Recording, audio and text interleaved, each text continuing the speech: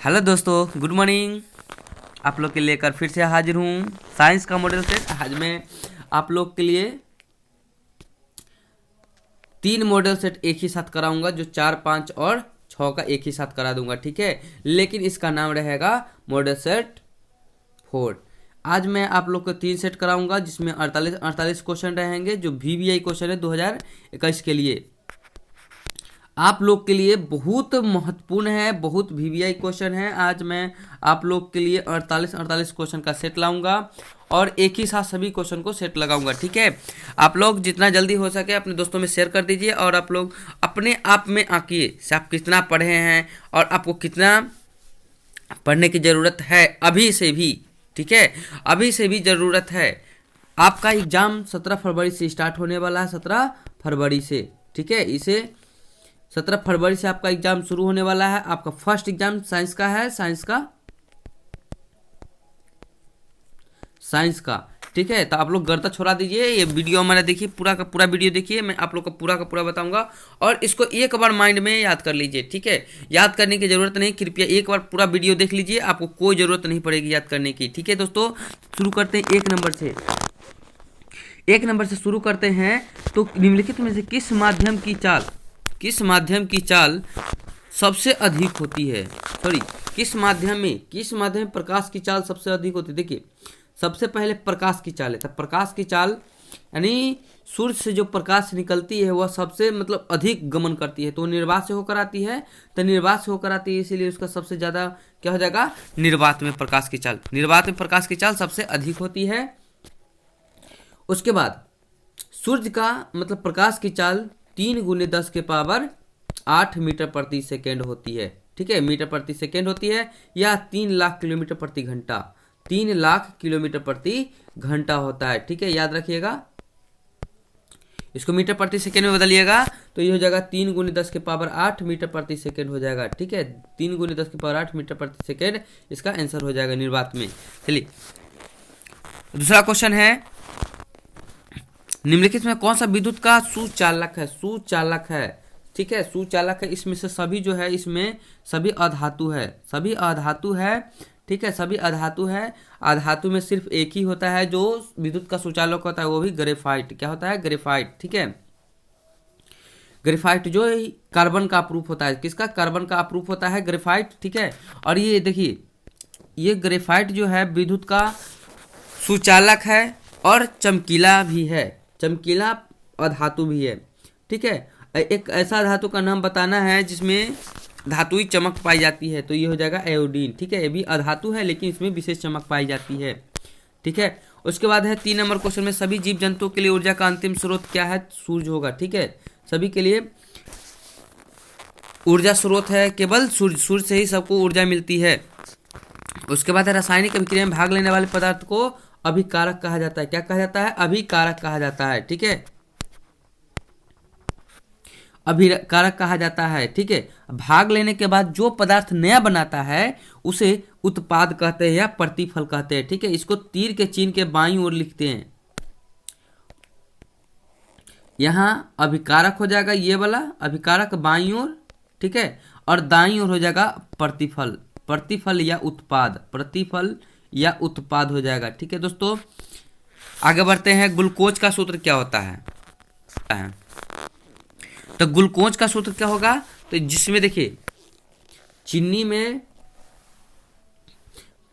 C12 गो carbon होता है और ग्लूकोज में 6 गो कार्बन होता है। याद रखिएगा, 6 गो कार्बन होता है, ठीक है। C6H12O6, ठीक है। इसमें हो जाएगा चीनी में C12H22O11, ठीक है। याद रखिएगा। तो इसमें कौन हो जाएगा? आपका आंसर हो जाएगा सी। आपका आंसर हो जाएगा सी हो जाएगा। चीनी का ग्लूकोज का सूत्र क्या होता है? तो C12H22O6, ठीक है। और उसके बाद आ जाइए, वसा का पाचन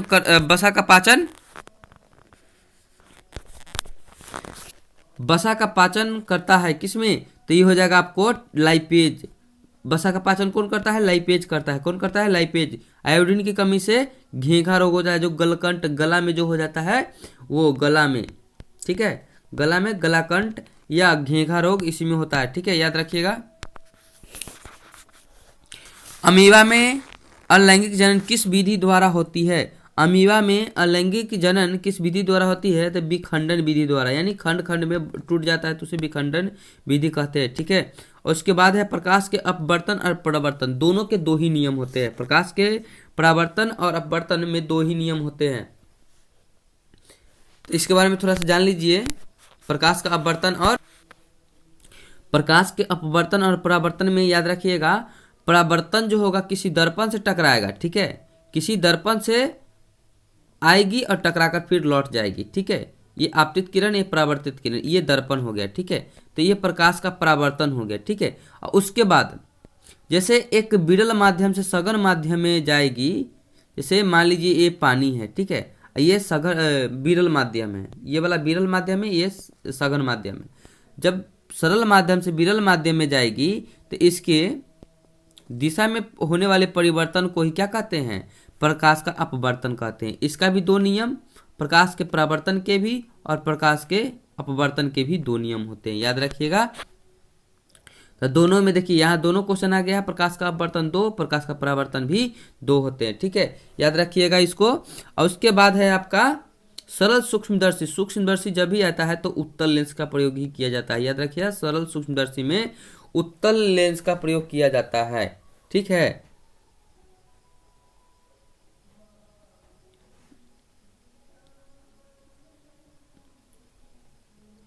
गाड़ी के साइड मिरर में जो होता है, साइड मिरर में उत्तर दर्पण, साइड मिरर, देखिए साइड, गाड़ी जब हॉर्न मारता है तो क्या बोलता है? साइड हो जाने के लिए। क्या हो जाने के लिए?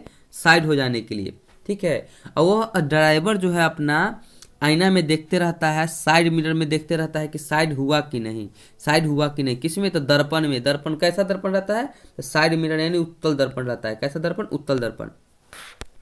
उसके बाद जो निकट की वस्तुओं को, दोस्तों मेरा वीडियो को पूरा देखें और बीच में नहीं छोड़े, मेरा वीडियो को लास्ट तक देखें और अंत तक देखें, आपको बहुत सारे फायदा होगी। जो भी कॉम्पिटिटिव एग्जाम है या कोई भी एनी अदर जो भी एग्जाम है उसमें आपको बहुत हेल्पफुल होगा। ठीक है दोस्तों, चलिए 12 नंबर क्वेश्चन है, जो नेत्र निकट की वस्तु को साफ साफ नहीं देख सकता है उस नेत्र में होता है कौन सा रोग? देखिए, जो नेत्र निकट की वस्तु को साफ साफ नहीं देख सकता है, यानी कि दूर के देख सकता है, तो दूरदृष्टि दोष होता है। क्या होता है? दूरदृष्टि दोष होता है। ठीक है, तो इसे क्या कहते हैं? दूरदृष्टि दोष कहते हैं, याद रखिएगा। दूरदृष्टि दोष। उसके बाद हो जाएगा मानव नेत्र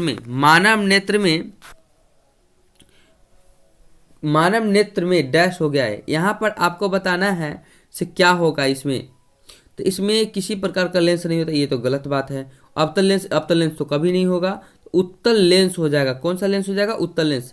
आंख में दर्पण कभी नहीं होता है। ठीक है, ये तीनों कट गया, बच गया हमारा ऑप्शन नंबर सी, यानी उत्तल लेंस होता है। ठीक है, अब चलते हैं हम अगला क्वेश्चन। 14 नंबर क्वेश्चन है, उसमें क्या कहा जा रहा है? मानव नेत्र वस्तु का प्रतिबिंब निम्न में से किस भाग पर बनाता है? मानव नेत्र जो होता है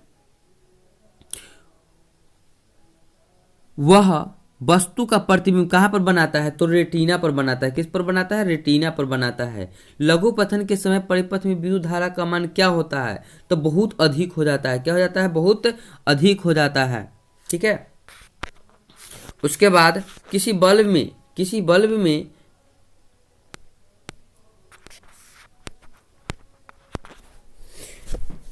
तो इसमें किसी बल्ब में 220 वोल्ट पर 2 एम्पियर, क्या है? 2 एम्पियर की धारा प्रवाहित करने पर 2 एम्पियर की धारा प्रवाहित होती है तो फिलामेंट का प्रतिरोध कितना होगा?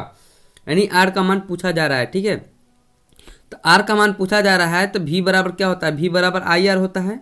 V बराबर IR होता है। ठीक है, तो इसमें क्या हो गया? V का मान जो है 220 वोल्ट दे ले है, 220 वोल्ट दिया हुआ है, और एम्पियर I का मान दिया हुआ है 2 एम्पियर। ठीक है, 2 से काट दिए इसको तो 110 बार में कट गया। ठीक है, 110 बार में, तो R का मान हमारा आ गया 110 वोल्ट बटा में एम्पियर। ठीक है, अब वोल्ट प्रति एम्पियर बराबर होता है ओम। क्या होता है? ओम। तो 110 वोल्ट इसका आंसर हो जाएगा 110 ओम, 110 ओम।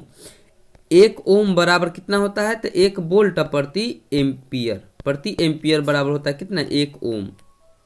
याद रखिएगा, ये सूत्र है, आपको एग्जाम में पूछे जाएंगे, वीवीआई क्वेश्चन है सब, ठीक है। आपको न्यूमेरिकल इसी से रहेंगे, ठीक है।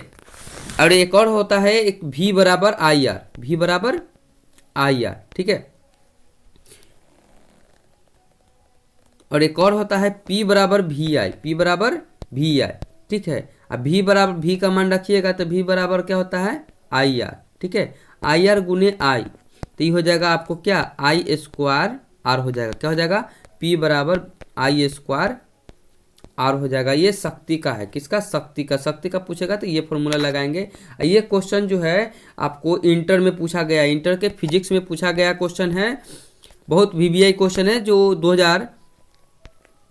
2021 और इससे पहले 2019 में पूछा गया क्वेश्चन है। 19 और 15 में पूछा गया क्वेश्चन है। P बराबर आई स्क्वायर आर, ये जो क्वेश्चन है, ये न्यूमेरिकल जो सूत्र है पूछा गया क्वेश्चन है, ठीक है दोस्तों। तो दोस्तों हमारे वीडियो को अंत तक बने रहे, मैं आप लोग को एक एक करके क्वेश्चन में डील करता रहूंगा, आपको बताता रहूंगा, आपको याद कराता रहूंगा, जिससे आपको एग्जाम के समय में आपको बहुत मोटिवेशनल फीलिंग होगा और आपको हेल्पफुल होगा। तो दोस्तों 18 नंबर क्वेश्चन आ गया है, तो पहले 17 नंबर क्वेश्चन देख लेते हैं। R ओम प्रतिरोध वाले N प्रतिरोधकों को समांतर क्रम में जोड़ने पर तुल्य प्रतिरोध कितना होगा। तो तुल्य प्रतिरोध कितना होगा, तो ये आपका आंसर हो जाएगा NR। क्या हो जाएगा, NR, N तक जोड़ेगा समांतर क्रम में तो NR हो जाएगा, ठीक है दोस्तों। उसके बाद ये ऑप्शन नंबर ए सही हो जाएगा। उसके बाद 18 नंबर क्वेश्चन में कहा जा रहा है विद्युत धारा की प्रबलता का SI मात्रक, विद्युत धारा की प्रबलता का SI मात्रक क्या होता है, तो एम्पियर होता है। विद्युत धारा की प्रबलता का SI मात्रक एम्पियर होता है, ठीक है। प्रबलता का SI मात्रक एम्पियर होता है। धारा मापने की यंत्र को क्या कहते हैं, धारा जिसे मापा जाता है उस यंत्र को क्या कहा जाता है, तो एमीटर कहा जाता है, ठीक है। ए मीटर श्रेणी क्रम में जोड़ा जाता है, वोल्ट मीटर को समांतर क्रम में जोड़ा जाता है, ठीक है। आवेश का SI मात्रक कूलाम होता है और विद्युत धारा का एम्पियर होता है, SI मात्रक, ठीक है। प्रतिरोध का SI मात्रक ओम होता है, अभी थोड़ा देर पहले ही बताया है। और ऊर्जा का SI मात्रक जूल होता है, उष्मा का SI मात्रक जूल होता है, आवेश का कूलाम होता है, विद्युत धारा का एम्पियर होता है। याद रखिएगा इसको। पवन विद्युत जनित के कम से कम कितनी चाल होनी चाहिए, तो ये हो जाएगा आपको 15 किलोमीटर प्रति घंटा। हवा की चाल कितनी होनी चाहिए, 15 किलोमीटर प्रति घंटा होनी चाहिए। इसको भी याद कर लीजिएगा, ये भी आपका क्वेश्चन इंपॉर्टेंट है, इस बार पूछे जा सकते हैं। 2021-20 का क्वेश्चन पूछा गया है। निम्न में से कौन सा बायोगैस ईंधन का स्रोत नहीं है, तो ये हो जाएगा आपको नाभिकीय ऊर्जा। क्या हो जाएगा, नाभिकीय ऊर्जा बायोगैस ईंधन का स्रोत नहीं है। ऊर्जा का सबसे अधिक प्रत्यक्ष और विशाल स्रोत क्या है, तो सूर्य। क्या है, सूर्य, ठीक है, सूर्य है। CuO प्लस में H2 जब अभिक्रिया कराया जाता है तो Cu प्लस H2O किस प्रकार की अभिक्रिया, जब ये जो अभिक्रिया जो बना है ये कैसी अभिक्रिया है, इसके बारे में बताना है। तो देखिए ये हो जाएगा आपको अपचयन अभिक्रिया। कौन अभिक्रिया, अपचयन अभिक्रिया, ठीक है। अपचयन अभिक्रिया हो गया। अब हम चलते हैं आगे लेकर आपको इलेक्ट्रॉन का स्थानांतरण से बने यौगिक क्या कहलाते हैं। इलेक्ट्रॉन के स्थानांतरण यानी त्यागने और ग्रहण करने से बने यौगिक को क्या कहते हैं, तो उसे कहते हैं वैद्युत संयोजी यौगिक कहते हैं, वैद्युत संयोजी यौगिक कहते हैं, ठीक है। और उसमें जो बंधन बनता है वैद्युत संयोजी बंधन बनता है, ठीक है। और उसके बाद सोडियम की परमाणु संख्या कितनी है, तो सोडियम की परमाणु संख्या 11 होती है। कितनी होती है, 11 होती है। Na संकेत होता है, इसका परमाणु संख्या 11 होता है। इलेक्ट्रॉनिक विन्यास कहेगा तो 281 हो जाएगा, ठीक है। अगर संयोजकता कहेगा तो 1, और यह जो है एक इलेक्ट्रॉन को त्याग करेगा, इसलिए धनायन होगा। बेकिंग पाउडर यानी कि हाइड्रोजन मतलब उसमें लगा होगा, ठीक है, हाइड्रोजन उसमें लगा होगा। NaCO3 सोडियम बाइकार्बोनेट को बेकिंग पाउडर कहते हैं, खाबर सोडा कहते हैं, खाने वाला सोडा कहते हैं, ठीक है दोस्तों। उसके बाद आ जाइए 28 नंबर क्वेश्चन में। 28 नंबर क्वेश्चन में निम्नलिखित में से कौन सा विजातीय यौगिक है? विजातीय मतलब सबसे अलग है, इनमें से कौन सा विजातीय है, यानी इनमें से सबसे अलग होगा। तो ये हो जाएगा आपको, क्या हो जाएगा, तो प्लास्टर ऑफ पेरिस, ठीक है, प्लास्टर ऑफ पेरिस, ठीक है। इसका इस्तेमाल यानी प्रयोग जो है से टूटी हुई हड्डियों को जोड़ने में, मूर्ति बनाने में किया जाता है, ठीक है। उसके बाद आ जाइए निम्नलिखित में पीएच का कौन सा मान क्षारक विलयन का मान देता है? क्षारक का मान हो जाएगा आपको 7 से ज्यादा, क्षारक का मान हो जाएगा 7 से ज्यादा, इसका आंसर हो जाएगा, ठीक है दोस्तों। उसके बाद चलते हैं 19। ये देखिए आपके लिए मैं लेकर आया हूं ये साइंस का। देखिए अब आप लोग को भूलना तो नामुमकिन ही है। देखिए यहाँ पर ये स्केल हम भी लेकर भी आ गए हैं आपके लिए। ये पीएच स्केल है, याद रखिएगा, पीएच स्केल है, पोटेंशियल ऑफ हाइड्रोजन, ठीक है। हाइड्रोजन की क्षमता के कारण ही अम्ल और भस्म को दर्शाया जा सकता है, ठीक है। यह जो है पीएच स्केल सोरेनसन ने दिए थे। कौन दिए थे? सोरेनसन ने दिए थे, याद रखिएगा, किसने दिए थे? सोरेनसन ने दिए थे। तो दोस्तों मैं आपका समय ना लेते हुए बताना चाहता हूं इसमें पीएच मान कैसे दर्शाया जाएगा। यहाँ पर देखिए, यहाँ 7 है, कितना है? 7 है जो पीएच वैल्यू, जो उदासीन का मान है, ठीक है। उदासीन विलयन का पीएच मान 7 होता है, जो विद्युत का कुचालक होता है। विद्युत का कुचालकों से विद्युत धारा प्रवाहित नहीं होती है, ठीक है दोस्तों। ये 7 से इधर जो भी है, यह जो है अधिक क्षारीय, जैसे जैसे दूर जाएंगे 7 से सबसे अधिक अम्लीयता को दर्शाएगा, ठीक है। और उसका जैसे जैसे 7 से ऊपर जाएंगे यानी 14 तक जाएंगे तो वह क्षारीय को दर्शाएगा, ठीक है। किसको दर्शाएगा? क्षारीय को दर्शाएगा। तो देखिए सोडियम हाइड्रोक्साइड का पीएच मान कितना होता है? तो 14 होता है। इसको याद कर लीजिएगा, ठीक है दोस्तों, इसको याद कर लीजिएगा।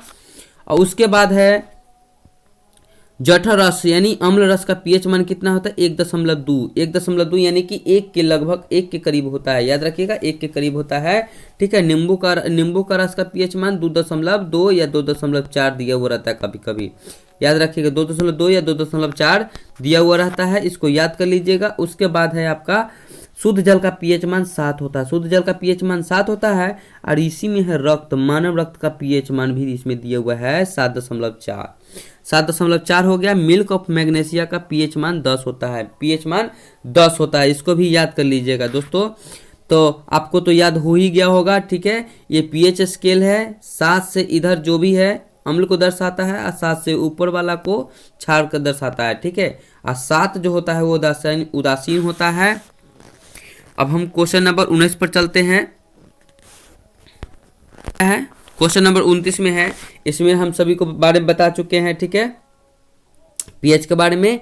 अब हम 30 नंबर क्वेश्चन पर चलते हैं। 30 नंबर में पित्ताजी,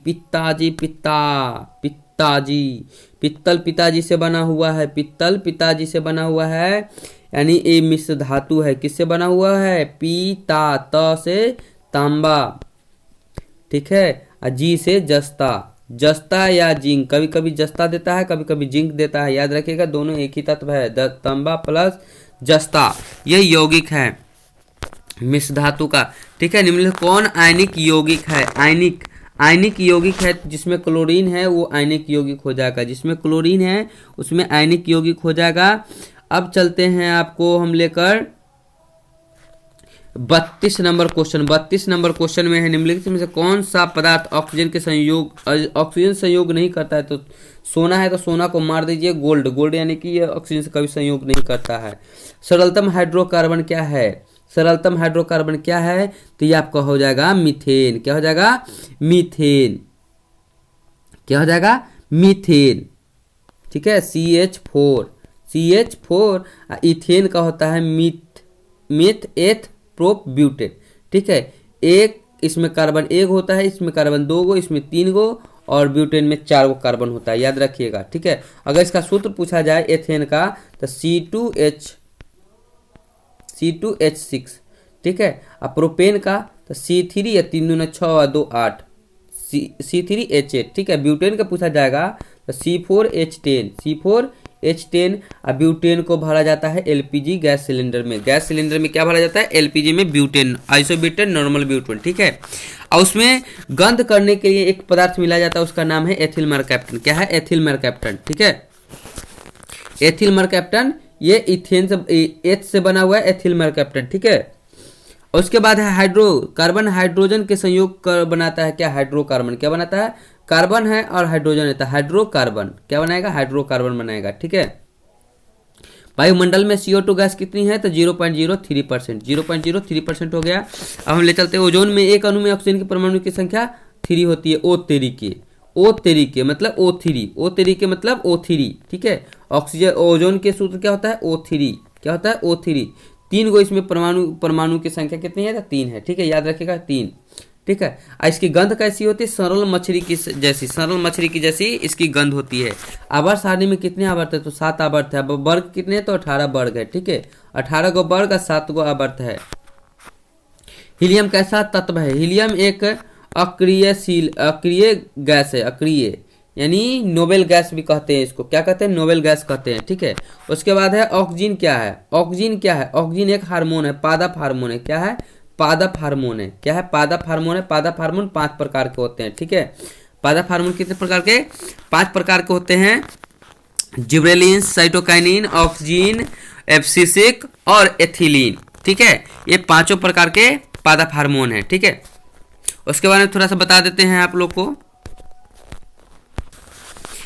ये देखिए आपका आ गया है पादप हार्मोन, ठीक है। पादप हार्मोन जो है यह 5 प्रकार के होते हैं, ठीक है। यहाँ पर आपका आ गया है कौन कौन से है? ऑक्सीजन, जिब्रेलिन, साइटोकाइनिन और एब्सिसिक एसिड। कौन सा है? एब्सिसिक एसिड और एथिलीन। ये आपको दिखाई दे रहा है ऑक्सीजन, जिब्रेलिन, साइटोकाइनिन, एब्सिसिक और एथिलीन। ये 5 प्रकार के पादप हार्मोन होते हैं, ठीक है। यहाँ पर हो गया ऑक्सीजन हो गया, ठीक है। इसके कार्य के बारे में मैं अगले नेक्स्ट वीडियो में बताऊंगा, ठीक है दोस्तों। ये एथिलीन जो है फल को पकाने वाला हार्मोन कहा जाता है इसको। क्या कहा जाता है? फल को पकाने वाला हार्मोन कहा जाता है, ठीक है।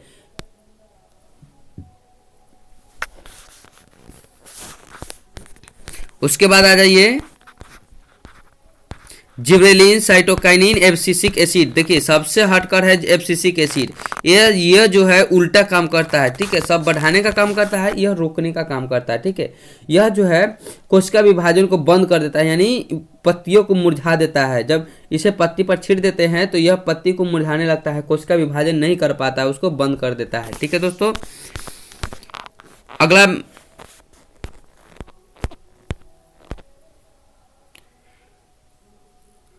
मनुष्य में वृक्क संबंधित है उत्सर्जन से। किससे? उत्सर्जन से संबंधित है। मनुष्य में वृक्क संबंधित है किससे? तो उत्सर्जन से संबंधित है, ठीक है। इसी वृक्क के सहायता से मानव मूत्र का फिल्टर होता है, यानी जो भी हमारे शरीर में जो है बेकार पदार्थ वह उत्सर्जन के माध्यम से बाहर निकलता है, ठीक है। वृक्क जो है उसको छानने का काम करता है। क्या करने का काम करता है? छानने का काम करता है, ठीक है। और मानव में डायलिसिस थैली क्या है? मानव में डायलिसिस थैली क्या है? तो ये हो जाएगा आपको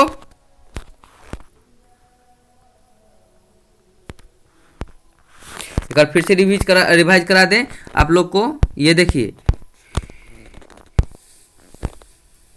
फिर से रिपीट कर लीजिए 40 से। मनुष्य में वृक्क संबंधित है किससे? तो उत्सर्जन से। किससे? उत्सर्जन से संबंधित है। मानव में डायलिसिस थैली क्या है? तो इसमें हो जाएगा नेफ्रॉन। क्या हो जाएगा? Nephron, option number A.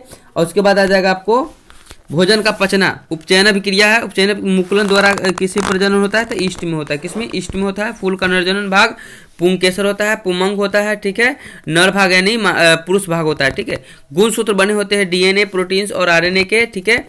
और उसके बाद है क्वेश्चन नंबर 46, कोशिका में अनुवांशिक पदार्थ क्या है? तो डीएनए। क्या है? तो डीएनए। उसके बाद है निम्नलिखित में कौन सा स्थलीय परितंत्र नहीं है तो एक बेरियम, क्या है, एक बेरियम। CFC क्या है, तो क्लोरोफ्लोरोकार्बन, क्लोरोफ्लोरोकार्बन है, ठीक है, क्लोरोफ्लोरोकार्बन है। उसके बाद हम आप लोग को ले चलते हैं क्वेश्चन नंबर सेट नंबर 4 के बाद 5 में, 4 के बाद 5 में ले चलते हैं आप लोग को। निम्नलिखित में से किसका अपवर्तनांक सबसे अधिक होता है, तो हीरा का। किसका, तो हीरा का हो जाएगा, किसका, हीरा का। उसका विद्युत धारा के चुंबकीय प्रभाव का खोज किसने किया था, तो ये किसने किए थे, तो ये ऑस्ट्रेड ने किया था। कौन किया था, ऑस्ट्रेड ने किया था। कौन किया था, ऑस्ट्रेड ने किया था। उसके बाद किस लेंस को अभिसारी लेंस कहा जाता है, तो अभिसारी लेंस कहा जाता है, तो अभी उत्तल याद रखिएगा, अभी उत्तल याद रखिएगा, अभी उत्तल, अवतल, ठीक है। अपसारी तो अवतल लेंस हो जाएगा, अभिसारी उत्तल लेंस, अभी उत्तल याद रखिएगा, याद करने में बहुत अच्छा लगता है। फार्मिक अम्ल को मेथेनोइक अम्ल कहा जाता है, फार्मिक अम्ल को मेथेनोइक अम्ल कहा जाता है, इसीलिए इसका बदल के देता है, ठीक है। चींटी में, लाल चींटी में कौन सा अम्ल रहता है, तो मेथेनोइक अम्ल रहता है या फार्मिक अम्ल रहता है, ठीक है। बिच्छू के डंक में और नेटल के पौधा में कौन सा अम्ल रहता है, मेथेनोइक अम्ल रहता है, ठीक है। जंकरोधी स्टील क्या है, जंकरोधी स्टील क्या है, तो ये एक मिश्र धातु है जिसमें जंक नहीं लगता है। पौधे में याद रखिएगा, पौधे में उत्सर्जित पदार्थ क्या है, तो टैनिन, रेजिन, गोंद, ये सभी है, ठीक है, ये सभी पौधे के उत्सर्जित पदार्थ है, ठीक है। उसके बाद आ जाइए क्वेश्चन, तंत्रिका तंत्र की रचनात्मक क्रियात्मक इकाई को क्या कहते हैं, तंत्रिका तंत्र के, तो आपका हो जाएगा न्यूरॉन। क्या है, न्यूरॉन, ठीक है। एक होता था नेफ्रॉन, एक होता है न्यूरॉन, ठीक है। तंत्रिका तंत्र के ये सब वाला जो होगा,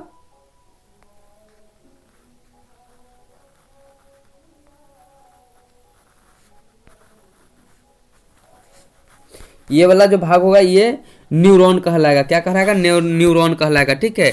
अब ब्रेक का जो क्रियात्मक इकाई होता है उसे नेफ्रॉन कहते हैं, और तंत्रिका तंत्र का रचनात्मक क्रियात्मक इकाई होता है उसे न्यूरॉन कहते हैं, याद रखिएगा, ठीक है। और उसके बाद है कौन सी गैस ओजोन परत को छेद के लिए उत्तरदायी है, अभी तुरंत बताएं, CFC, क्लोरोफ्लोरोकार्बन, ठीक है। और उसके बाद है उस समतल दर्पण द्वारा प्रतिबिंब हमेशा क्या होता है, समतल दर्पण द्वारा प्रतिबिंब हमेशा क्या होता है, तो ये हो जाएगा आपको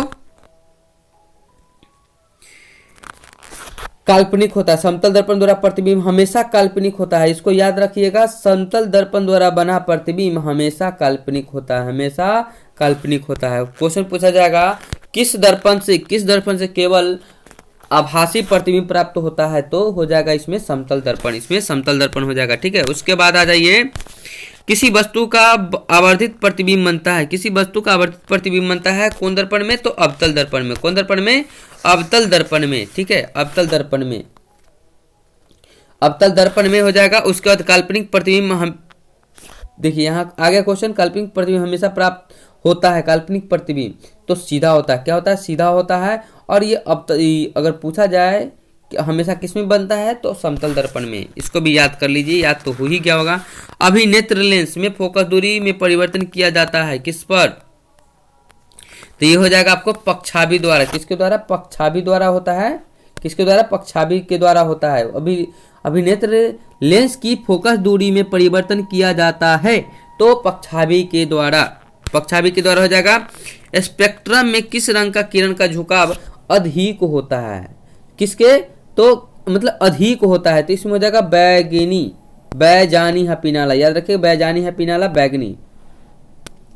उसके बाद आज स्पेक्ट्रम प्राप्त करने के लिए किसका उपयोग किया जाता है, स्पेक्ट्रम प्राप्त करने के लिए किसका उपयोग किया जाता है, तो इसमें हो जाएगा आपको प्रिज्म का, किसका, प्रिज्म का, ठीक है। प्रिज्म में 5 सतह होती है, इसको थोड़ा सा मैं बता रहा हूं इसके बारे में। ये हो गया, ये देखिए, ये प्रिज्म हो गया, ठीक है। एक निचला सतह, इसको ए मानिए, इसको बी मानिए, इसको इस साइड उस साइड वाला को इस तरफ जो आएगा उसको सी मानिए, इस तरफ जो आया हुआ है उसको क्या मानिए, डी मानिए, इसके पिछला भाग जो है ये वाला ई मानिए, ठीक है। 5 गो सतह हो गया। प्रिज्म में कितने सतह होते हैं, 5 सतह होते हैं, ठीक है।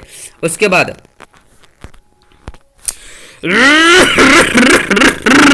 अरे दादा, अरे दादा, ये न्यूमेरिकल आ गया। न्यूमेरिकल 15 नंबर क्वेश्चन क्या आ गया? 15 नंबर क्वेश्चन आ गया, ये देखो विद्युत धारा वाला क्वेश्चन है न्यूमेरिकल। मजा आ जाएगा इस बार तो, मजा आएगा। गर्दा छोड़ा दीजिए, गर्दा। देखिए ये याद रखिए, P बराबर वी आई, याद रखिएगा। P बराबर वी आई, ठीक है। P बराबर वी आई याद रखिएगा, इसको भूलिएगा नहीं। इसको देख कैसे फटाक से बनाते हैं। आप लोग तैयार हो जाइए न्यूमेरिकल के लिए। ये देखिए 100 वाट, ये शक्ति, विद्युत का शक्ति दिया हुआ है। P बराबर 100 वाट, 100 वाट दिया हुआ है, ठीक है। और इसमें वोल्ट V का मान दिया हुआ है 250 वोल्ट, 250 वोल्ट। इसमें धारा का मान पूछ रहा है, यानी I का मान वाट। तो P बराबर क्या होता है? V बराबर IR, P बराबर VI, ठीक है। P का मान दे दिया है आपको 100 वाट और V का मान दिया 250 वाट वोल्ट, ठीक है। अगुने एम, यह हो जाएगा I। विद्युत धारा का ऐसे मात्रक क्या होता है? एम्पियर, एम्पियर में इसका आंसर आएगा, ठीक है। इसको क्या करिए, 50 से काट दीजिए 5 बार में, इसको काट दीजिए 2 बार में, ठीक है। और 2 को 5 से काटिएगा तो 0.4 बार में कट जाएगा। कितने बार में? 0.4 बार में। कितने बार में? 0.4 बार में कट जाएगा, 0.4 एम्पियर हो जाएगा। विद्युत धारा का मात्रक एम्पियर होता है, तो एम्पियर हो जाएगा इसका आंसर। ऑप्शन नंबर क्या हो जाएगा? ऑप्शन देख लेते हैं एक बार, ऑप्शन पर चलते हैं। ए है, बी है, सी है, डी है, क्या है वो तो आप लोग खुद ही बनाएंगे। 0.4 एम्पियर हो जाएगा आपका answer number B. Answer number B हो जाएगा आपका। उसके बाद आ जाइए क्वेश्चन नंबर 16 में। क्वेश्चन नंबर 16 में, जब किसी चालक तार से विद्युत धारा प्रवाहित होता है तो गतिशील कण क्या होते हैं? तो गतिशील कण इलेक्ट्रॉन होते हैं। क्या होते हैं?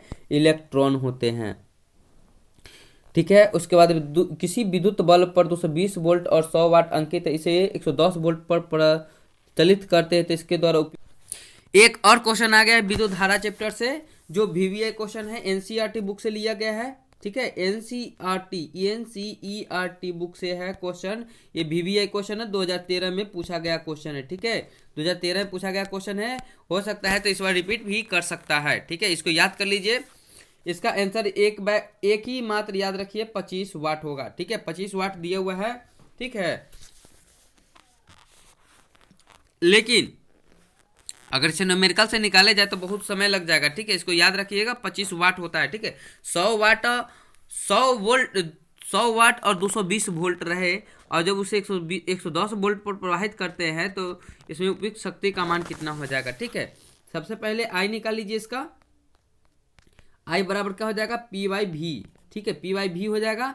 उसके बाद P का मान है 100 वाट, ठीक है। और उसके बाद 220 वोल्ट हो जाएगा, ठीक है। 220 वोल्ट हो जाएगा, 0 से 0 कट जाएगा, ये 11 बार में, ये 5 बार में कट जाएगा, ठीक है। 5/11 आ गया। और उसके बाद क्या कीजिए, फिर इसको V का मान दूसरा दिया हुआ है 110 वोल्ट, 110 वोल्ट दिया हुआ है, उसका मान हम रख के चेक कर सकते हैं, ठीक है। उसके बाद बैटरी से किस प्रकार की धारा प्राप्त होती है? तो इसमें हो जाता है डायरेक्ट करंट, यानी कि ऑप्शन नंबर ए हो जाता है। उसके बाद चलते हैं क्वेश्चन नंबर 19 में। विद्युत चुंबकीय प्रेरक की खोज किसने किया था? विद्युत चुंबकीय प्रेरक की खोज किसने किया था? तो ये हो जाएगा आपका मतलब हो गया आपका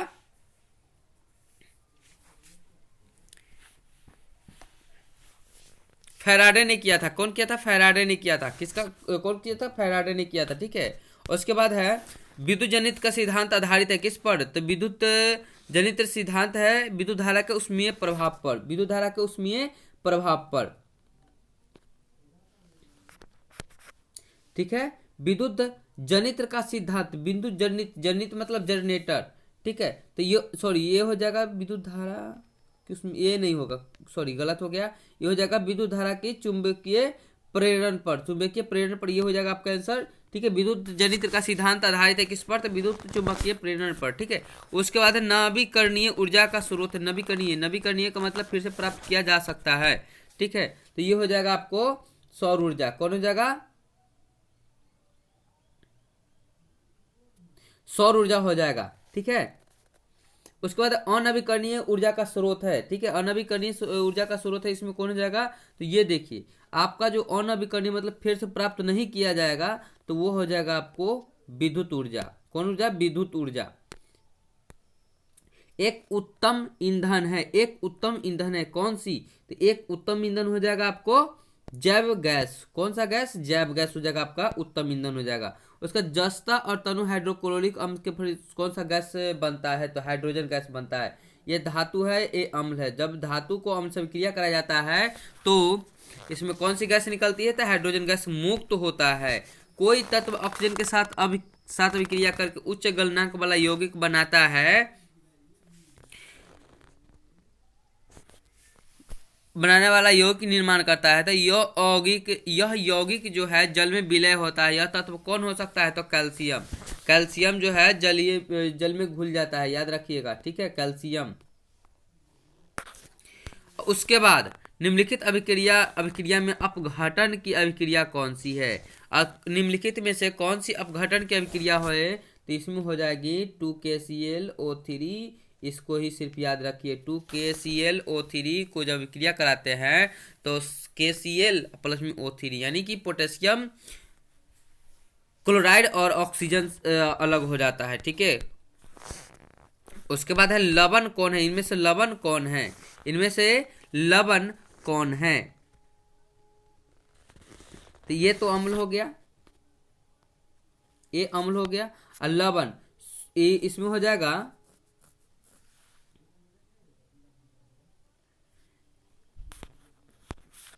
तो इसमें हो जाएगा आपको लवण K2SO4 हो जाएगा, ठीक है। क्यों लवण क्यों होगा? तो देखिए इसमें H हाइड्रोजन लगा हुआ है तो ये अम्ल हो गया, इसमें OH लगा हुआ है तो ये भस्म हो गया, इसमें भी OH लगा हुआ भस्म हो गया, ठीक है। और जब अम्ल और भस्म आपस में क्रिया करता है तब उदासीन बनता है, तब क्या होता है? अम्ल भस्म विक्रिया करके क्या बनाता है? तो लवण बनाता है, ठीक है। न इसमें हाइड्रोजन रहता है, न इसमें हाइड्रो ऑक्साइड रहता है, याद रखिएगा। ये बहुत ही इंपॉर्टेंट क्वेश्चन बात बताया है भैया आपको। किसी लाल तप्त आयरन पर जलवाष्प प्रवाहित करने पर कौन सी गैस निकलती है? तो कौन सी गैस निकलेगी? तो इसमें हो जाएगा फेरस ऑक्साइड, ठीक है, Fe3O4 हो जाएगा, Fe3O4 हो जाएगा। उसके बाद आ जाते हैं 29 नंबर क्वेश्चन में, हमारे शरीर का पीएच मान कितना से कितना के बीच में होता है? तो कितना से कितना के बीच में हो जाएगा? तो ये हो जाएगा 7.0 से 7.8 के बीच में होता है, ठीक है, 7.0 से 7.8 के बीच होता है। शुद्ध सोना को व्यक्त किया जाता है 24 कैरेट का, लेकिन इसका कोई आभूषण नहीं बनाया जाता है। क्वेश्चन में 2 नंबर वाला क्वेश्चन आ सकता है, शुद्ध सोना का कोई आभूषण क्यों नहीं बनाया जाता है? तो इसीलिए नहीं बनाया जाता है कि शुद्ध सोना लचीला होता है और इसका कोई आभूषण नहीं बनाया जा सकता है, यानी इसे कठोर बनाकर ही किया जा सकता है। तो उसके लिए हमें 2 कैरेट अलग से कोई अन्य पदार्थ कॉपर, तांबा, एल्युमिनियम ये सब मिलाना होगा। कौन सा धातु कमरे के तापमान पर द्रव अवस्था में रहता है? तो अधातु है तो ब्रोमीन, अधातु रहेगा तो पारा।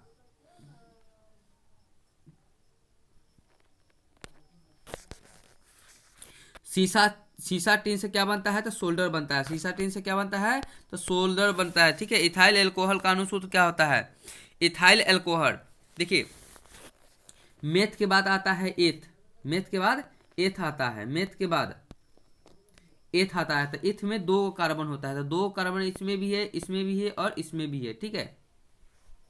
तो कौन सा ग्रुप का है? एथाइल है, एल्काइल ग्रुप का, ठीक है। एल की ग्रुप का OH लगा हुआ है, ठीक है। तो इसमें हो जाएगा आपका आंसर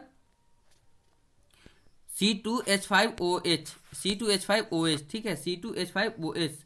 इसका सूत्र होता है CnH2n-1 OH, एल्कोहल का हो जाता है, ठीक है। इसका सूत्र होता है, इस पर बैठाइएगा बन जाएगा। उसका बाद है 34 में निम्नलिखित में से कौन सा एरोमेटिक हाइड्रोकार्बन है? इनमें से कौन सा एरोमेटिक हाइड्रोकार्बन है? तो ये हो जाएगा आपको C3H4। उसके बाद आवर्त सारणी के उदर्ग स्तंभ को क्या कहते हैं? ठीक, आवर्त सारणी के उदर्ग स्तंभ को क्या कहा जाता है? तो वर्ग कहा जाता है। वर्ग की संख्या कितनी होती है? तो 18 होती है। कितनी होती है? 18 होती है, याद रखिएगा। उदर्ग स्तंभ को वर्ग और क्षैतिज कतार को आवर्त कहते हैं। आवर्त की संख्या कितनी है? 7 है, ठीक है। उदर्ग स्तंभ, स्तंभ मतलब खंबा, खंबा की संख्या कितनी है? तो 18 गो है। खंबा ऐसे से जो चीन खींचा हुआ है, घर बना हुआ है, उसे स्तंभ कहते हैं, ठीक है। इसकी संख्या कितनी है? 18 है, ठीक है। और उसके बाद क्षैतिज, क्षैतिज कतार हो जाएगा, क्षैतिज कतार हो जाएगा, यानी तीर क्षैतिज रेखा में चलता है, ये हो जाएगा आवर्त। ठीक है, आवर्त की संख्या 7, वर्ग की संख्या 18। आवर्त सारणी में प्रथम वर्ग के सदस्य क्या कहलाते हैं? तो क्षारीय धातु कहलाते हैं। क्या कहलाते हैं? क्षारीय धातु कहलाते हैं। अब वर्ग 2 के तो हो जाएगा मृदा क्षार धातु कहलाती है। आवर्त सारणी में शून्य समूह का तत्व कौन है? तो हैना गरकर 0 रन, हैना गरकर 0 रन, हेलन, हीलियम, हीलियम हो जाएगा इसमें आंसर। क्या हो जाएगा? इसमें हो जाएगा हीलियम, इसका आंसर हो जाएगा। ठीक है, हीलियम इसका आंसर हो जाएगा। उसके बाद है विभिन्न अभिक्रियाओं के फलस्वरूप बने हानिकारक पदार्थों को शरीर से बाहर निकालने के तंत्र को क्या कहते हैं? उत्सर्जन तंत्र कहते हैं। ठीक है, किडनी इसका ही भाग है, उत्सर्जन तंत्र का ही भाग है किडनी। ठीक है, उसके बाद एक के कृत्रिम वृक्क नाइट्रोजन अपशिष्ट उत्पादों को रुधिर में किस प्रक्रिया द्वारा निकालता है? तो ये हो जाएगा आपको अपोहन के द्वारा निकालता है, अपोहन के द्वारा। ठीक है, डायलिसिस जो है, डायलिसिस मशीन जो है उसी को। ठीक है, डायलिसिस मशीन जो कृत्रिम वृक्क जो है अपोहन क्रिया द्वारा जो बाहर निकालता है। ठीक है, इसका मैं चित्र बता रहा हूं आपको।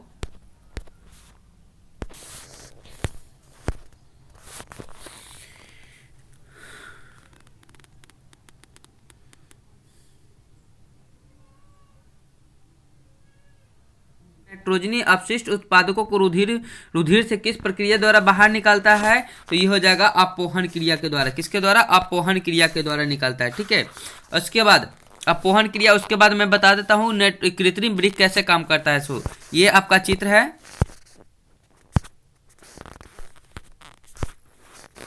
ये आपका चित्र है। देखिए यहाँ पर देखिए सीरा और धमनी में दो आपका मतलब कृत्रिम वृक्क, ये जो है कृत्रिम वृक्क का काम करता है। ठीक है, उसमें जो है यहाँ धमनी से ब्लड आ रहा है, यहाँ फिल्टर होके, यहाँ देखिए यहाँ पर फिल्टर होके, यहाँ से आ रहा है, यहाँ पर फिल्टर होके ये जो है आपको फिर सीरा में है, फिर आपके शरीर में प्रवेश कर रहा है। ठीक है, इसे ये वाला टंकी जो इसको डायलाइजर बोलते हैं। क्या बोलते हैं? डायलाइजर बोलते हैं। ठीक है, और उसके बाद क्या है, यहाँ से दबाव मापक यंत्र लगा हुआ है। ठीक है, यहाँ भी लगा हुआ है और उसके ऊपर भी लगा हुआ है।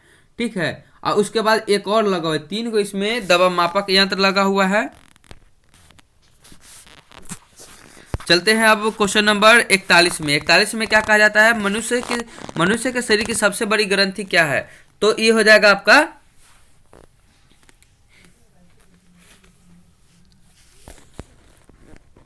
मनुष्य के शरीर के सबसे बड़ी ग्रंथि लीवर हो जाती है। क्या होती है? लीवर होती है। उसका ग्लाइटर या घेंगा पनपता है किसकी कमी से? आयोडीन की कमी से। उसके बाद मुकुलन द्वारा अलैंगिक जनन किसमें होता है? मुकुलन द्वारा अलैंगिक जनन किसमें होता है? तो हाइड्रा में होता है। किसमें होता है? हाइड्रा में होता है। उसके बाद कोशिका झिल्ली किस प्रकार की झिल्ली है? कोशिका झिल्ली किस प्रकार की झिल्ली है? तो ये आपका हो जाएगा अर्ध पारगम्य होता है। क्या होता है? अर्ध पारगम्य होता है। कौन से? अर्ध पारगम्य होता है। जीन शब्द किसने प्रस्तुत किया था? जीन शब्द किसने प्रस्तुत किया था? ये हो जाएगा आपको जॉनसन। किसने? तो जॉनसन ने किया था। किसने? तो जॉनसन ने किया था। मलेरिया उत्पन्न करने वाले मादा एनोफिलीज मच्छर किस तरह के जल में पाए जाते हैं? तो साफ जल में पाए जाते हैं। कौन से जल में? तो साफ जल में पाए जाते हैं। ठीक है, कौन से जल में? तो साफ जल में पाए जाते हैं। इसका आंसर हो जाएगा ऑप्शन नंबर ए। उसके बाद निम्न में से कौन सा जैविक प्रक्रम द्वारा अपघटित होने वाला पदार्थ है? जैविक अपघटन। ठीक है, तो इसमें हो जाएगा आपको सूखे घास पत्ते। ठीक है, सूखे घास पत्ते अपने आप गल जाते हैं। उसके बाद हरे पौधे क्या कहलाते हैं? तो उत्पादक कहलाते हैं। क्या कहलाते हैं? उत्पादक कहलाते हैं। हम सब मनुष्य सब क्या आते हैं? उपभोक्ता में आते हैं। कौन से? उपभोक्ता में आते हैं। अब सेट नंबर 6 में चलते हैं। सेट नंबर 6 में क्या है? निम्नलिखित में से अमीटर से क्या मापा जाता है? तो विद्युत धारा को। अमीटर से क्या मापा जाता है? विद्युत धारा को मापा जाता है। उसके बाद आ जाइए 2 नंबर में, वह उपकरण जो विद्युत ऊर्जा को यांत्रिक ऊर्जा में बदलता है। विद्युत ऊर्जा को यांत्रिक ऊर्जा में, तो इसमें तो मोटर है। मोटर से जब लाइन देते हैं स्विच से, तो इसमें से विद्युत धारा निकलता है। यहाँ मोटर लगा हुआ है, तो मोटर में जैसे ही लगाते हैं तो इसमें पंखी लगल रहता है। क्या लगल रहता है? पंखी लगल रहता है। और ये क्या करने लगता है? नचाने लगता है, जिसके कारण हमें पानी देने लगता है, यानी विद्युत मोटर। कौन सा हो जाएगा? विद्युत मोटर हो जाएगा। उसके बाद स्विच लगाए जाते हैं जिंदा तार में यानी गर्म तार में। किसमें? तो गर्म तार में लगाए जाते हैं, याद रखिएगा। अम्ल का पीएच मान क्या होता है? तो अम्ल का पीएच मान जो होता है 7 से कम होता है, 7 से कम होता है अम्ल का पीएच मान, ठीक है। उसका मैं एक फोटो भी दिखाया था, उसका मैं एक स्केल दिखाता हूं।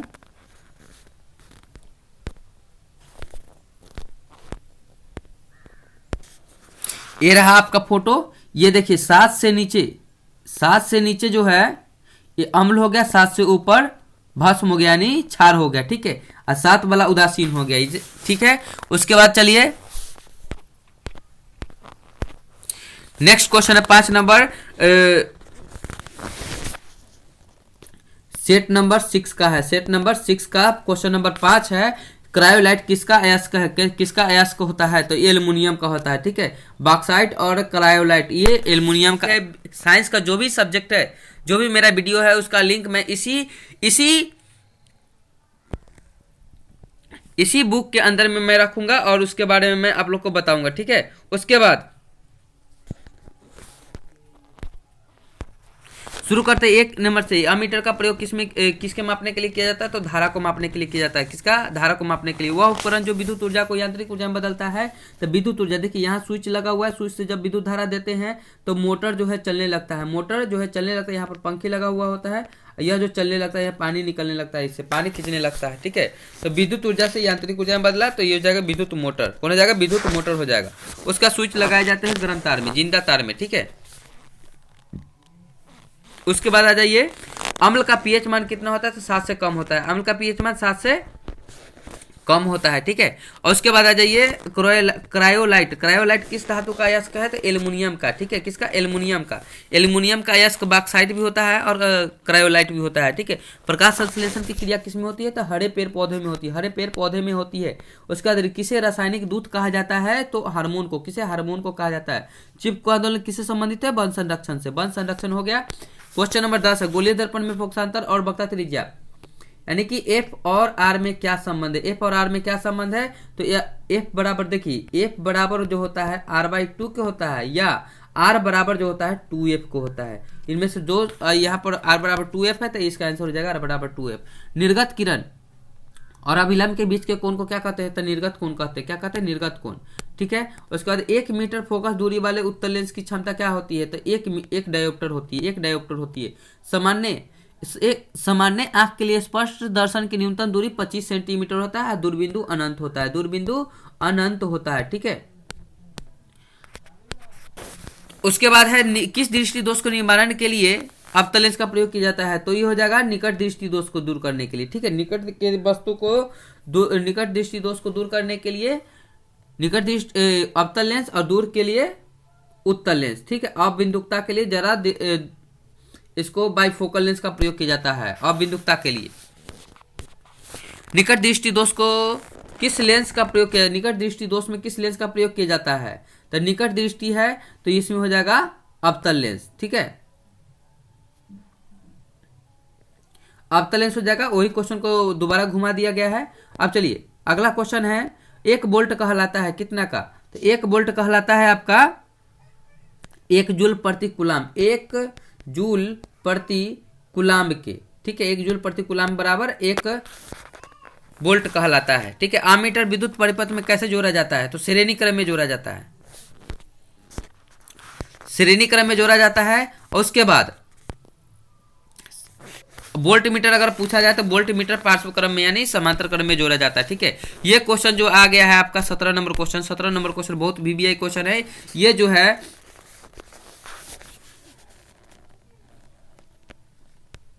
12th फिजिक्स में पूछा गया क्वेश्चन है। 12वीं कक्षा में पूछा गया क्वेश्चन है जो फिजिक्स के संबंधित क्वेश्चन, ठीक है। ये 2015 में और 2021 में पूछा गया क्वेश्चन है इंटरमीडिएट में, ठीक है। और उसके बाद ये जो है आपका मैट्रिक लेवल में भी आपको पूछा जा सकता है, ठीक है, और कॉम्पिटेटिव लेवल में पूछे जा सकते हैं। उसके बाद देखिए किसको निरूपित नहीं करता है? तो P बराबर, देखिए P बराबर होता है, एक होता है सूत्र V बराबर I, P बराबर VI, ठीक है। P बराबर VI या P बराबर, अगर V का मान रखते हैं, V का मान कितना? तो V बराबर IR होता है, IR होता है ना। अगर यहाँ पर I का मान रखते हैं तो IR गुने I, तो ये हो जाएगा आपको I²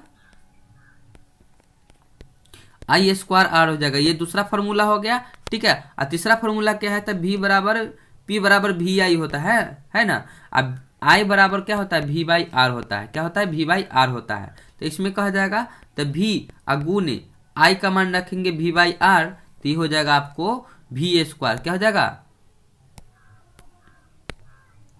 तो P बराबर हो जाएगा आपको V गुने V, तो V स्क्वायर बटा में R हो जाएगा। V स्क्वायर बटा में R हो जाएगा। तो आपका ऑप्शन क्या हो जाएगा, ऑप्शन नंबर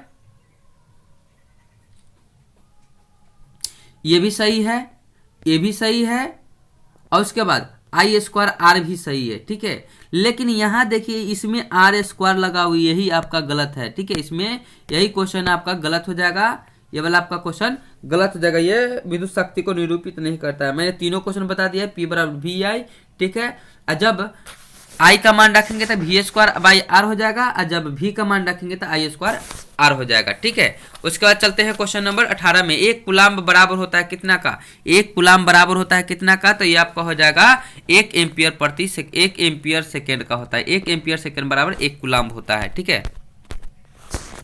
उसके बाद 1 किलोवाट घंटा किसका मात्रक है, तो विद्युत शक्ति का, किसका, विद्युत शक्ति का किलोवाट घंटा,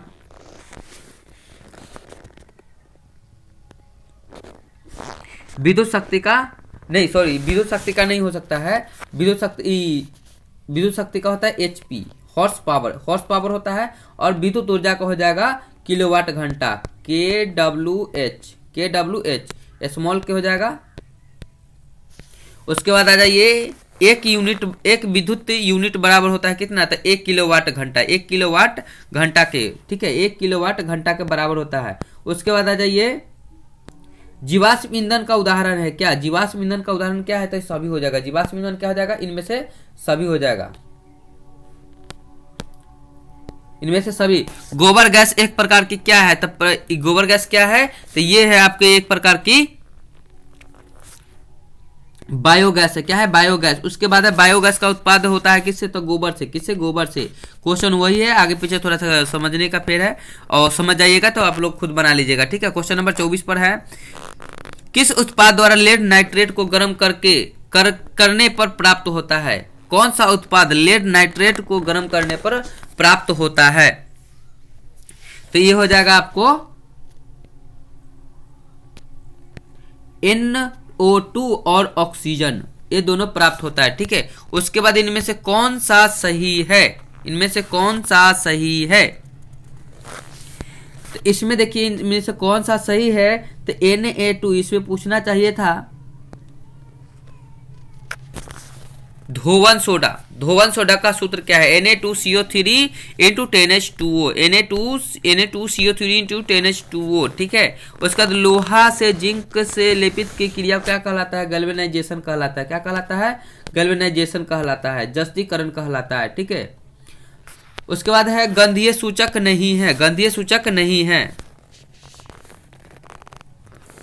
गंधीय सूचक नहीं है, तो इसमें कौन सा हो जाएगा, तो गंधीय सूचक में आपका हो जाएगा शकरकंद। क्या हो जाएगा, शकरकंद। इसमें कोई गंध नहीं होता है, ठीक है, इसमें कोई गंध नहीं होता है।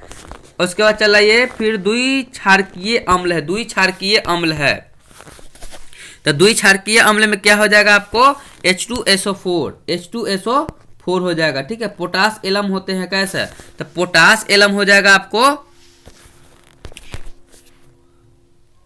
एक द्विक लवण हो जाएगा, द्विक लवण या द्विक्षारकीय, ये दोनों एक ही बात है, ठीक है, पोटास एलम। उसके बाद 29 के बाद है आपका 30 नंबर क्वेश्चन, निम्नलिखित में कौन सा प्रबल लवण है, निम्नलिखित में कौन सा प्रबल लवण है, लवण, तो इसमें हो जाएगा आपको प्रबल लवण जब अम्ल और भस्म आपस में विक्रिया करके क्या बनाता है, लवण और जल बनाता है, ठीक है। तो इसमें हो जाएगा NaCl, ठीक है, sodium chloride, NaCl sodium chloride, ठीक है। उसके बाद है आपको एक से अधिक अम्लीय लवण बनाएगा, एक से अधिक अम्लीय लवण बनाएगा तो आपका हो जाएगा H3PO4, H3PO4 एक से अधिक अम्लीय लवण बनाता है, ठीक है। एक जलीय विलयन नीले को लाल कर देता है, तो यह pH मान क्या हो सकता है, तो नीला को लाल, अनील, अनिल, यानी कि नीला को लाल करता है तो वो अनिल होगा, अ से अम्ल होता है, ठीक है, क्या होता है, अम्ल होता है। तो अम्ल का पीएच मान कितना होता है, 7 से कम होता है, तो आपका आंसर हो जाएगा 6, 7 से कम है 6। उसका एथेन का आणविक सूत्र C2H6 है, इसमें क्या है, इसमें कितने बंधन है, तो इसमें हो जाएगा आपको 7 संयोजक बंधन है, 7 संयोजक बंधन है, ठीक है, इसमें 7 संयोजक बंधन है C2H6, C2H6 कैसे, तो C2 है, 2 है, ठीक है, इसके बाह्यतम कक्षा में 4 परमाणु होते हैं, तो 4 को मतलब साझा कर सकता है, ठीक है, और इसके अगल बगल में कितने, तो 6 है, तो एक इधर दे देगा, एक इधर दे देगा, ठीक है, एक इधर दे देगा, 3 हो गया, और एक ये अपने पास रखेगा, इसको दोनों साझा कर लेगा, ठीक है, तो 1 2 3 4, और उसके बाद एक इधर देगा, एक इधर देगा, एक इधर देगा, 4 5 6 7, 7 गो आबंध होते हैं, ठीक है, कैसे, तो हाइड्रोजन कितना है, तो 6 है, 1 2 3 4 5 और यहाँ 6, एकल बॉन्ड बना रहा है, यहाँ पर क्या बना रहा है, एकल बॉन्ड बना रहा है, लेकिन इसमें बंधन के बाद पूछा जाए तो इसमें 7 सहसंयोजक बंधन है, सबसे साझा किया हुआ है, क्या है कि इसके पास 4 इलेक्ट्रॉन है, तो यहाँ पर 1 हो जाएगा, यहाँ पर 1 इलेक्ट्रॉन, यहाँ पर 2 इलेक्ट्रॉन, यहाँ पर 3 इलेक्ट्रॉन, यहाँ पर 4 इलेक्ट्रॉन, हो गया 4 इलेक्ट्रॉन, एक कार्बन के पास, हाइड्रोजन के पास एक ही है, तो ये दोनों साझा करेगा तो हाइड्रोजन अपना पूरा कर लेगा, ठीक है, हाइड्रोजन वाला अपना जो देगा इसे लेगा तो ये भी पूरा कर लेगा, और देखिए यहाँ पर ये वाला जो हाइड्रोजन है ये भी अपना पूरा कर लेगा, ठीक है, ये अपना पूरा कर लिया, ठीक है, तो ये इससे ये वाला कार्बन से ये वाला जो है एक एक साझा करेगा, तो ये 1 2 3 4 5 6 7 8 गो अपना अष्टक पूरा कर लिया कार्बन, तो ये भी अपना अष्टक पूरा कर लिया, इसमें 7 आबंध होते हैं, ठीक है, इतना ही याद रखिए। और उसके बाद सबसे कठोर तत्व कौन सा है, तो हीरा, सबसे कठोर तत्व कौन सा है, तो हीरा हो जाएगा। उसके बाद अक्रिय तत्व कौन है, तो अक्रिय तत्व हीलियम है, कौन सा है, हीलियम है, और ये धातु है, ये दोनों अधातु है, ठीक है, ये वो मतलब क्या है, अक्रिय गैस है, नोबेल गैस जिसे कहा जाता है। मीथेन में कितने सहसंयोजक बंधन होते हैं, तो ये मीथेन में हो जाएंगे 4, कितने हो जाएंगे 4, कैसे, तो मीथेन का सूत्र होता है CH4, यानी कि एक इधर H हो जाएगा हाइड्रोजन, एक ऊपर हो जाएगा, एक इधर हो जाएगा और एक इधर हो जाएगा, ठीक है, CH4 होता है, इसमें 4 आबंध, 1 2 3 4, 4 आबंध हो गए, ठीक है। उसके बाद आधुनिक आवर्त सारणी में तत्वों का वर्गीकरण का आधार क्या है, परमाणु संख्या, परमाणु संख्या पर आधारित है, कौन किस पर आधारित है, परमाणु संख्या पर आधारित है। अमोनिया में अणु में नाइट्रोजन हाइड्रोजन का परमाणु संख्या का अनुपात कितना है, तो अमोनिया है, तो अमोनिया यानी कि NH3, इसका 1 इसका 3, 1:3, 1:3 हो जाएगा, इसका आंसर क्या हो जाएगा, 1:3 हो जाएगा, ऑप्शन नंबर सी। इंसुलिन की कमी से, इंसुलिन नामक हार्मोन की कमी से कौन सा रोग होता है, तो मधुमेह, कौन सा, मधुमेह। वाष्पोत्सर्जन की क्रिया प्रतिक्रिया है कैसी, तो वाष्पोत्सर्जन की क्रिया प्रतिक्रिया है आपको भौतिक, क्या हो जाएगी, भौतिक प्रतिक्रिया है। निम्नलिखित में कौन सा पादप हार्मोन है, तो पादप हार्मोन कौन सा हो जाएगा, तो साइटोकाइनिन हो जाएगा, ठीक है। एंड्रोजेन ये जो हो जाएगा, इंसुलिन तो हार्मोन है, ठीक है, इसमें हो जाएगा आंसर साइटोकाइनिन। पादप हार्मोन 5 प्रकार के, जिससे जैसे कि मैंने पिछले वीडियो में बताया था, ठीक है। 2 तंत्रिकाओं कोशिका के मध्य खाली स्थान को क्या कहा जाता है, सिनेप्स कहा जाता है। ये ग्रुप डी में पूछा गया क्वेश्चन है, बवाल क्वेश्चन है ये। उसके बाद निम्न में से कौन सा मानव में मादा जनन तंत्र का भाग नहीं है, मानव जनन तंत्र का भाग नहीं है, तो इसमें हो जाएगा शुक्रवाहिका, कौन सा, शुक्रवाहिका जो है मादा जनन का भाग नहीं है, ठीक है। ये अंडाशय, गर्भाशय, डिंब वाहिनी मादा जनन अंग है और शुक्रवाहिका पुरुष जनन अंग है, ठीक है। उसके बाद है 44 में पराग कोश में होते हैं क्या, पराग कोश में होते हैं क्या, तो पराग कोश में हो जाएंगे आपको परागकण, पराग कोश में परागकण होते हैं, ठीक है। द ओरिजिन ऑफ स्पीसीज के नामक पुस्तक के लेखक कौन है, तो इसमें हो जाएगा आपको डार्विन, कौन हो जाएगा, डार्विन, कौन हो जाएंगे, डार्विन, ठीक है। उसके बाद आ जाइए, मनुष्य में कितने जोड़े गुण सूत्र पाए जाते हैं, जोड़ा पूछेगा तो 23, अगर कुल पूछेगा तो 46, कुल पूछेगा तो 46, ठीक है। अगर ऑटोसम पूछा जाएगा, ऑटोसम यानी ऑटो सम तो 22 जोड़ा समान होता है, 22 जोड़ा समान होता है, यानी कि 22 दूना 44 को जो होता है समान होते हैं, ठीक है। और 2 ही जो होता है एक्स वाई जो होता है यही जो है लिंग निर्धारण करता है, लड़का होगा या लड़की, ठीक है, यानी बेटा होगा कि बेटी, यही निर्धारण करता है, ठीक है। चलिए अब क्वेश्चन नंबर है, निम्न से कौन एक जलीय आहार श्रृंखला है? जलीय, जलीय मतलब जल वाला, ठीक है। तो देखिए जलीय आहार का हो जाएगा तो जल में रहने वाला, ठीक है। शैवाल जो है, शैवाल जलीय कीट, शैवाल को जलीय कीट खाता है, जलीय कीट को जो खाता है मछली खाता है। आपका आंसर नंबर बी हो जाएगा, ठीक है। इनमें से अब क्वेश्चन नंबर 48 लास्ट क्वेश्चन है मेरा साइंस का टोटल क्वेश्चन है जो मैं पूरा करा चुका हूँ। लास्ट क्वेश्चन बचा हुआ है दोस्तों। मैं आप लोग से अनुरोध है, हेलो गाइज, आप लोग से अनुरोध है, आज मेरा ये लास्ट क्वेश्चन है साइंस का।